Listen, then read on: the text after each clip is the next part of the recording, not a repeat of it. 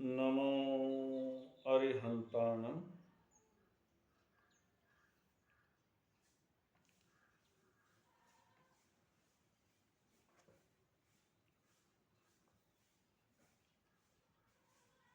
मन एव मनुष्याणां कारणं बंध मोक्षयोः।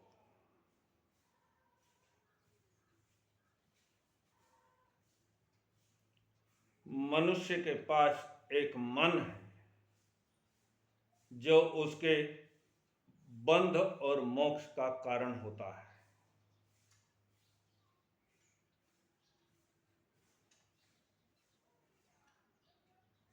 मन को साधे तो मोक्ष और मन से हारे तो अधोगति।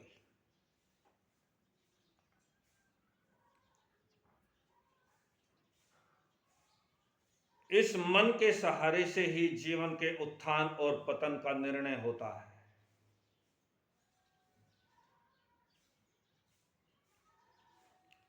साधक जीवन भर क्या करता है?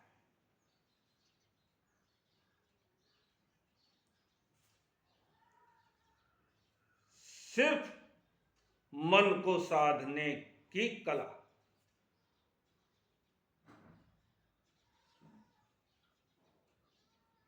जितने भी क्रियाकलाप उसकी साधना के अंग बनते हैं वो सारे इसी एक साधना के लिए, मन की साधना के लिए निर्धारित होते हैं। मन एव मनुष्याणाम। मनुष्य के जीवन में सिर्फ एक ही मन है। एक साधे सब सधे, सब साधे सब जाए। जिसने एक को साध लिया, कहते हैं ज्ञानी पुरुष, उसने सब कुछ साध लिया। सब साधे सब जाए। जिसने दुनिया को साध लिया,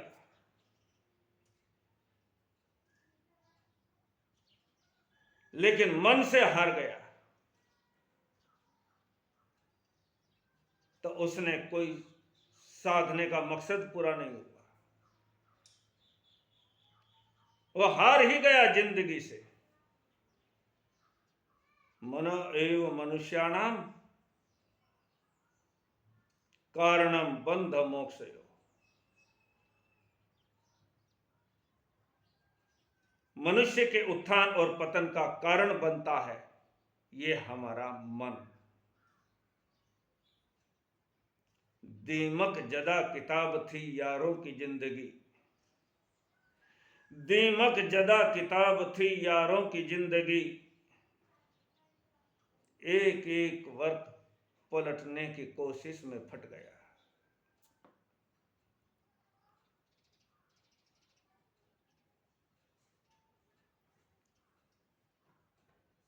जैसे दिमक ने कोई पुस्तक खराब कर दी, उसको काट काट करके उसका सत्यानाश कर दिया। अब उसको पलटने जाएंगे तो वो क्या करेगी? एक एक वर्क पलटने की कोशिश में फट गया। इस मन को हारने के बाद हमारी जिंदगी का यही हाल होता है।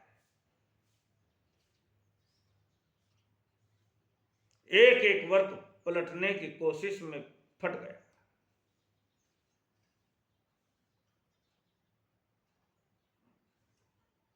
हम जहां से भी जिंदगी को पलटने की कोशिश करते हैं वहीं से फट जाते हैं।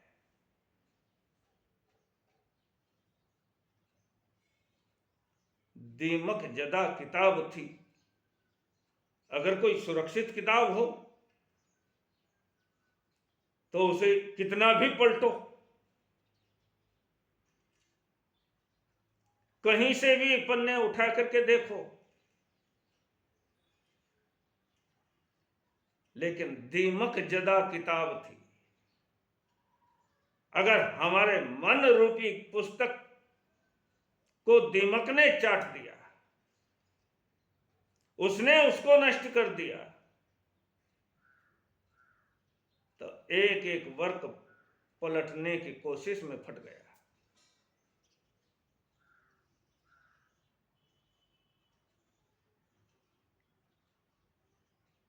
मनो एव मनुष्याणाम, इस मन को हम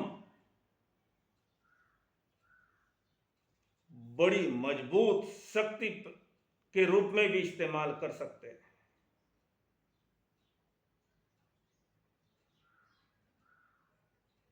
इस मन से हम बहुत कुछ अपनी जिंदगी के अंदर पैदा कर सकते हैं।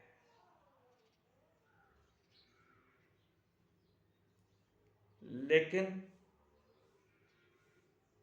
ये ऐरे गहरे लल्लू खैरे का काम नहीं, ये किसी सूरवाओं का काम होता है, किसी बहादुर का काम होता है। मन को जीतना, मन के ऊपर कंट्रोल करना, ये ऐरे गहरे लल्लू खैरे का काम नहीं, बड़े शक्ति संपन्न व्यक्तित्व का काम होता है। और तभी जाकर के एक बड़ी शक्ति का निर्माण होता है। एक महावत हाथी के कंधे पर बैठ करके उस हाथी को अपने वश में करता है, अंकुश के द्वारा।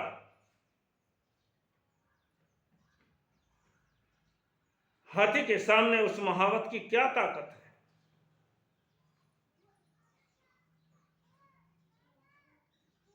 लेकिन जब उसके हाथ में अंकुश आता है तो हाथी उसके इशारे पर चलने के लिए तैयार हो जाता है, चलना ही पड़ता है। ऐसे ही जब कोई साधक, इस मन को जीतना कोई आसान काम नहीं, लेकिन साधना का अंकुश लेकर के जब तुम इसको वश में करने की कोशिश करोगे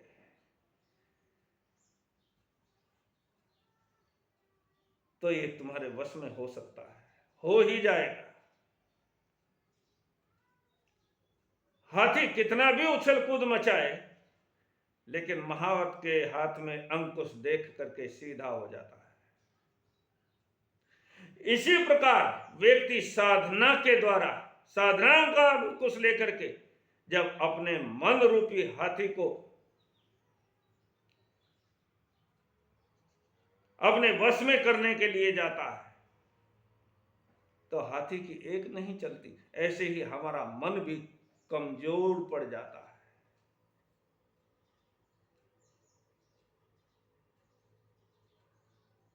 बस इसी बात को जानने की जरूरत है।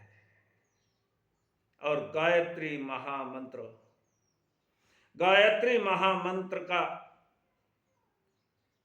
ये शब्द धियो,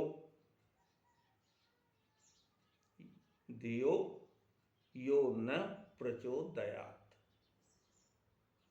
हम पूर्णता की ओर आगे बढ़ रहे हैं।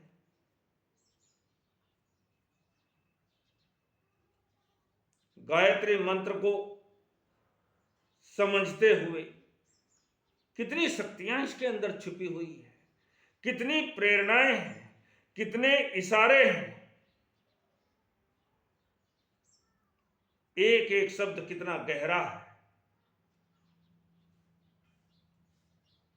ओम भूर्भुवः स्वः तत्सवितुर्वरेण्यं भृगो देवस्य धीमहि धियो यो न प्रचोदयात्।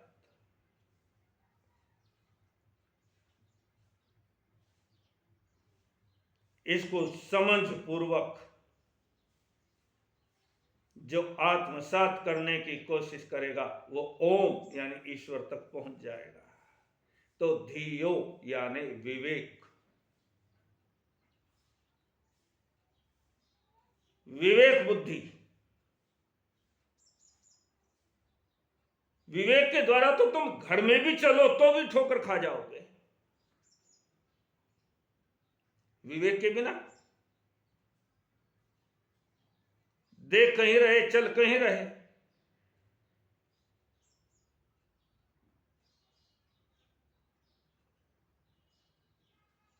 महावीर का तो पूरा का पूरा दर्शन, महावीर की पूरी साधना विवेक की है। इंद्रभूति गौतम भगवान महावीर से प्रश्न करते हैं, बहुत प्रश्न किए इंद्रभूति गौतम ने। 14 पुरु के ज्ञानी थे इंद्रभूति गौतम, 14 पुरु के ज्ञानी, और भगवान महावीर से इतने छोटे छोटे प्रश्न पूछ रहे हैं।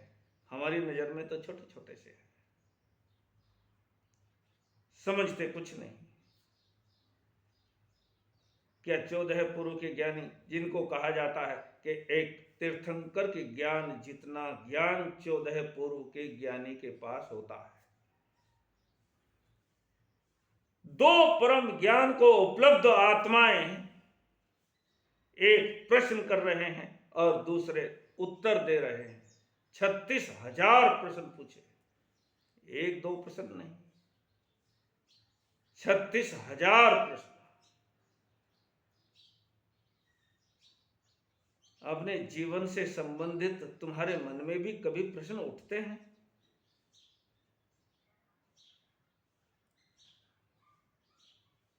अपने जीवन के अस्तित्व को जानने की लालसा कभी तुम्हारे मन के अंदर पैदा होती है?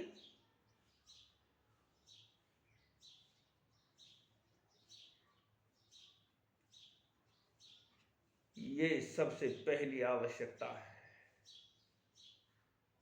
जानने की कोशिश, एक उत्कंठा, लालसा।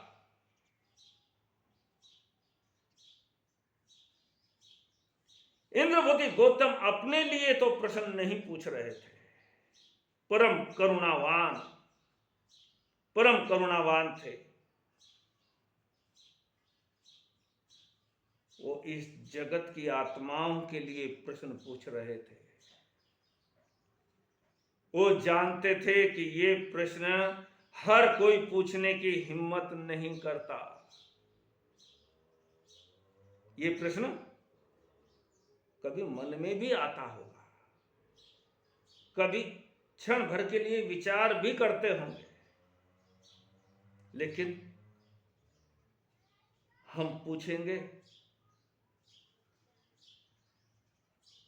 तो हमें कोई पागल ना समझ ले। लेकिन कहते हैं जो व्यक्ति प्रश्न करता है, अपनी जिज्ञासा करता है, प्रश्न यानी जिज्ञासा, किसी को नीचा दिखाने के लिए प्रश्न मत करो, ऐसे बहुत लोग आते हैं।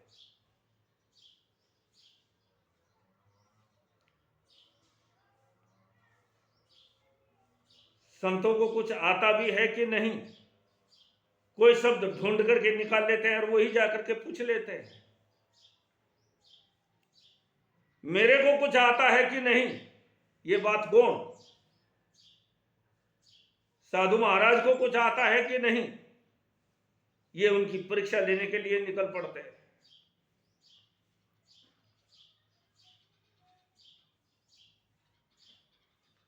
जिज्ञासा, सिर्फ प्रश्न नहीं हो जाए, जिज्ञासा बने, जानने की उत्कंठा हो। इंद्रभूति गौतम जानते थे कि ये दुनिया के लोग पूछने की हिम्मत नहीं करेंगे। मैं अज्ञानी दिखूंगा, लोग मुझे अज्ञानी समझेंगे, इतनी बात नहीं जानता, इतना बड़ा आदमी, ये सोच करके चुप रह जाते हैं। लेकिन जो जिज्ञासा करता है, जो प्रश्न पूछता है, वो मान लो थोड़ी देर के लिए पागल कहलाएगा,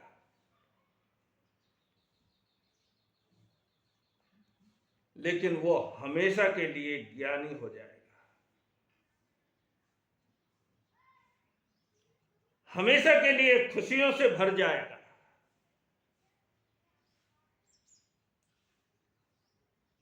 जाने दो, इस दुनिया के दिमागों में बड़े बड़े लक्ष्य हैं, जो तुम्हें पागल समझेंगे, समझ लो, तो छोड़ दो उनकी बातें। दुनिया के दिमागों में बड़े बड़े लक्ष्य हैं, हमें पागल ही रहने दो, हम पागल ही अच्छे हैं, उनकी कौन चिंता करे। लेकिन अपनी जिज्ञासाओं को शांत करो, पूछो प्रश्न, जानने की कोशिश करो। जानते जानते एक दिन तुम परम जानकारी को उपलब्ध हो जाओगे।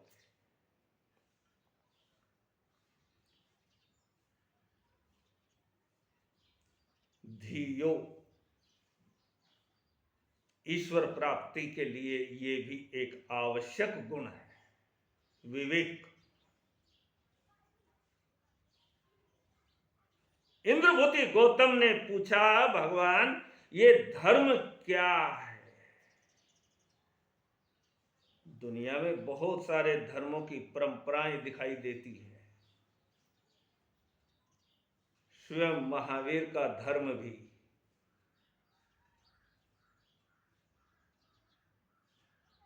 न जाने कितने टुकड़ों के अंदर बट गया। महावीर कितने थे? भगवान महावीर ने कौन सा पंथ चलाया था? कौन सा संप्रदाय खड़ा किया था?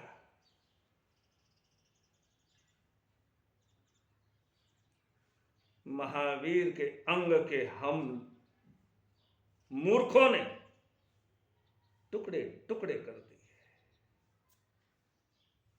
महावीर को बांट डाला। कोई दिगंबर में बटा, कोई श्वेतांबर में बटा, कोई मूर्ति पूजक में बटा, कोई तेरा पंथ में बटा, कोई ज्ञान गच्छ में बटा, कोई फलाने गच्छ में बटा, कोई धिकड़े गच्छ में बटा।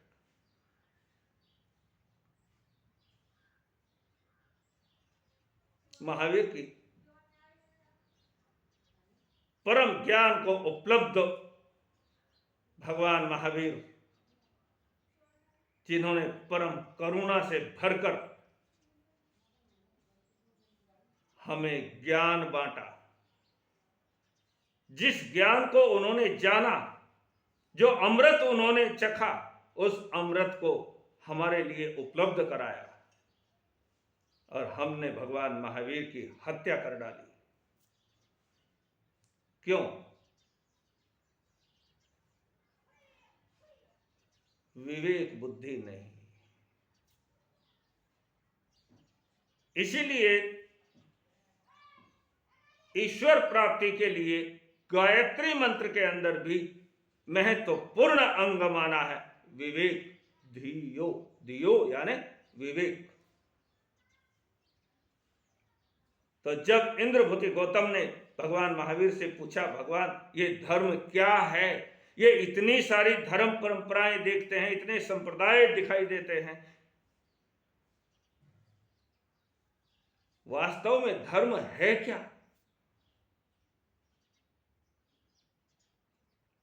भगवान ने ये नहीं कहा कि जो मैं कह रहा हूं वो धर्म सबसे बड़ा है, नहीं। भगवान महावीर ने एक एक सूत्र के बाद उच्चारण किया, आहा सुहम देवाणु पिया, जैसा तुम्हें सुख हो वैसा करो। इसमें विवाद की गुंजाइश क्या रह गई? आहा सुहम देवाणु पिया,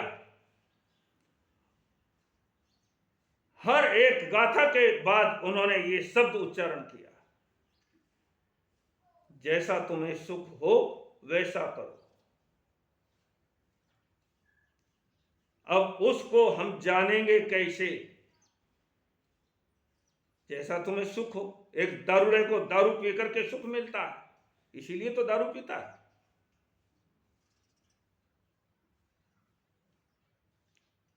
एक धन के लोलुप व्यक्ति को धन में सुख दिखाई देता है, इसीलिए तो उसके पीछे भागता है।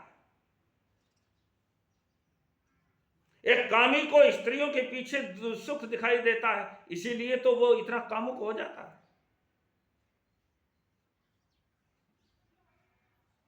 आहा सुहम, जैसा तुम्हें सुख हो।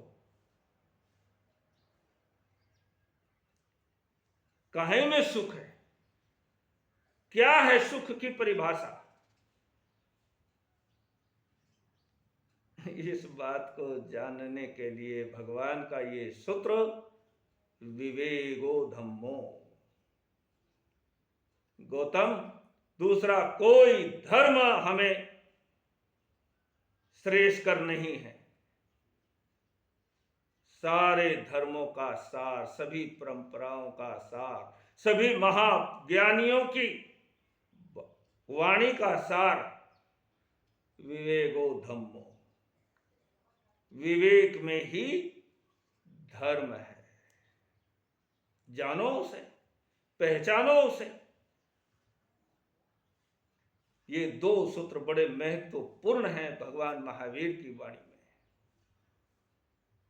आहा सोहम देवाणु पिया, देवों के प्रिय। देखो कितना श्रेष्ठ, इंसान के जीवन को कितना श्रेष्ठ बताया। देवाणु पिया, देवों को भी प्रिय, यानी देवताओं के लिए भी सिरमौर, देवताओं से भी बड़ा दर्जा इंसान के जीवन को दिया। देवा वित्तम नमन संति जस धम्मे सयामणो। देवा वित्तम नमन संति, देवता भी उसे नमस्कार करते हैं जिसका मन इस प्रकार के धर्म में रमा रहता है। देवताओं के लिए भी वंदनीय बन जाता है। आज हम जगह जगह पत्थर पत्थर अपना सिर फोड़ते फिरते हैं। न जाने कैसे कैसे देवी देवताओं की कल्पनाएं हम कर लेते हैं और उनके सामने भिखारी बनकर के भीख मांगते फिरते हैं। लेकिन भगवान महावीर ने कितना श्रेष्ठ दर्जा इस इंसान के जीवन को दिया। अगर तुमने विवेक रूपी धर्म को जान लिया तो देवा वित्तम नमन संति, देवता भी नमस्कार करेंगे, करते हैं ऐसी आत्माओं को। जस धम्मे सयामणो, जिसका मन हमेशा ऐसे कार्यों के अंदर रमा रहता है। विवेक, अब हम विवेक रूपी धर्म की शुरुआत से ही जानने की कोशिश करें। एक व्यक्ति बैठा हुआ है, देखा एक तेल की बूंद गिरी हुई है जमीन पर। उसने वो तेल की बूंद अपनी अंगुली से उठाई और अपने जूते के ऊपर लगा दी।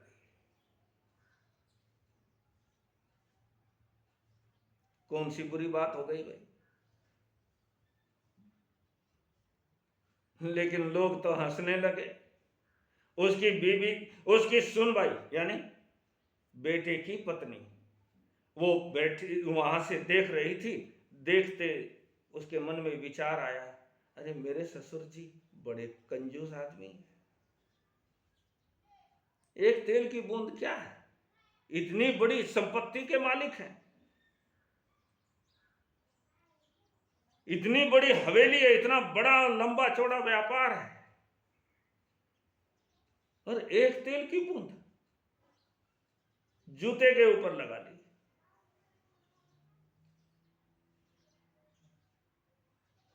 नई नई शादी हुई थी,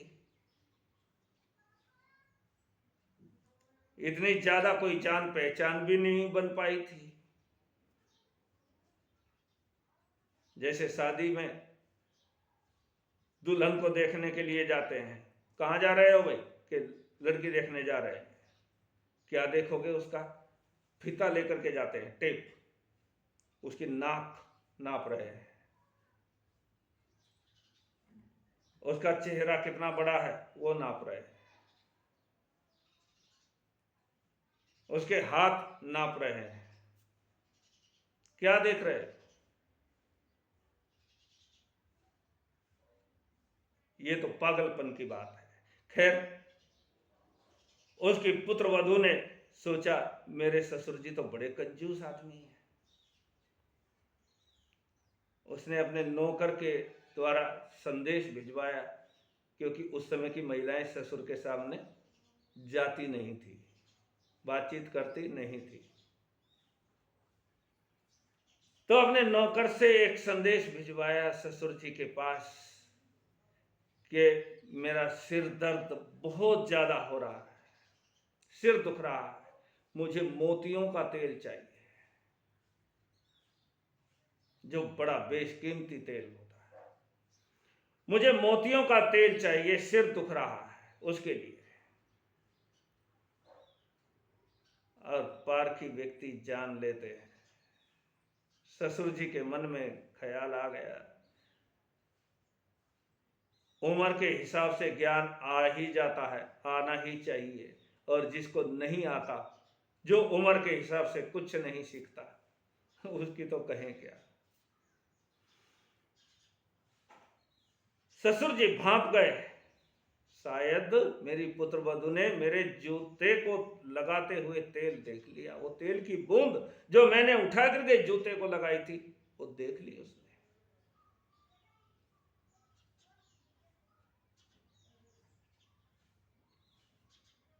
उसने एक डब्बा उठा करके, बड़ा सारा डब्बा, इतना कीमती तेल, और इतनी सारी मात्रा में नौकर के हाथ में अपनी पुत्र वधू के पास पहुंचा दिया। और चाहिए तो ले जाना।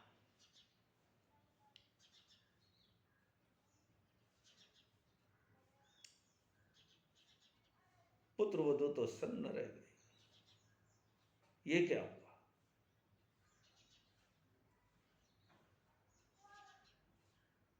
आ गई सामने,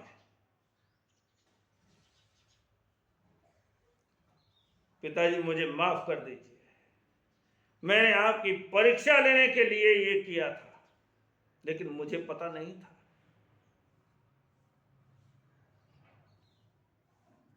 तो ससुर जी कहने लगे, बेटा, ये एक बूंद हमारे लिए महत्व की नहीं थी, उसके बिना हमारा कोई बहुत बड़ा नुकसान नहीं हो रहा था,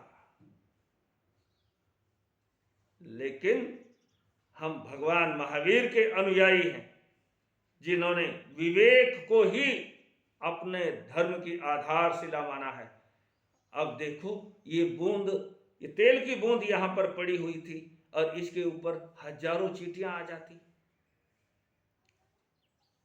फिर अचानक किसी का पैर उसके ऊपर पड़ जाता, तो एक साथ में सारी चींटियां खत्म हो जाती। अब वो इसलिए तेल उठा करके मैंने जूते के ऊपर लगा लिया, उन चींटियों की हत्या ना हो जाए।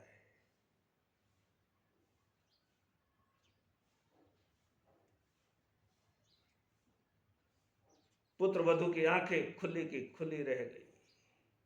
जिस घर में बुजुर्ग लोग ऐसे समझदार होते हैं, उस घर को स्वर्ग बनाने से कौन रोक सकता?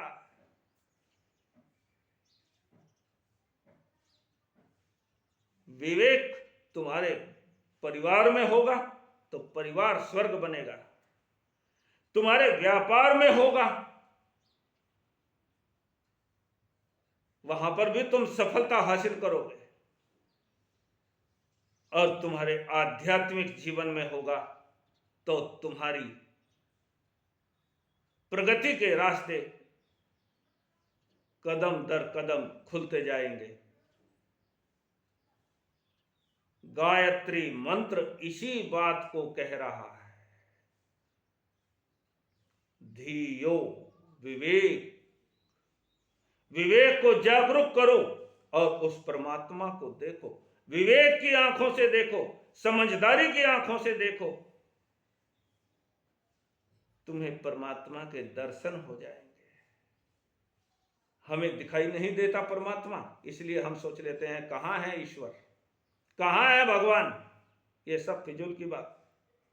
और कोई जो भगवान को मानता है, जो बड़े बड़े दावे करता है, हमारी गीता में लिखा है, हमारे पुराणों के अंदर लिखा है, हमारे शास्त्रों के अंदर लिखा है, भगवान होता है, इसलिए भगवान होता है, क्योंकि भगवान झूठ नहीं बोलता। जिन्होंने शास्त्र के अंदर लिखा है तो उन्होंने जानबूझ करके लिखा है, इसलिए भगवान होता है। मैं मानता हूं किस लिए कि भगवान ने स्वयं कहा है कि भगवान होता है, इसलिए मैं मानता हूं कि भगवान होता है। अरे भगवान ने कहा, तूने जाना क्या? नहीं जाना, नहीं जाना तो नहीं मानना, जानो फिर मानो। तो ओम, वो ईश्वर रूपी ओम हमारे प्रत्यक्ष है, हमारे चारों तरफ है, हम उसे सहज अनुभूत कर सकते हैं। ओम शांति।